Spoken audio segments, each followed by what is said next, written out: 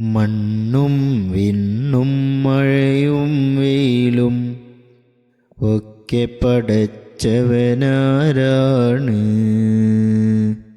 കണ്ണിൽ കാണും ഭംഗികളെല്ലാം ഇവിടെ വരച്ചവനാരാണ്.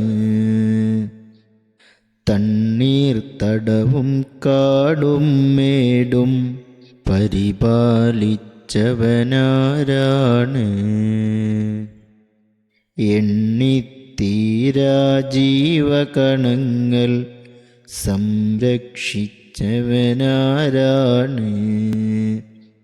അല്ലാഹു അവനേകൻ മാത്രം, അല്ലാതില്ലൊരു സ്രഷ്ടാവ്.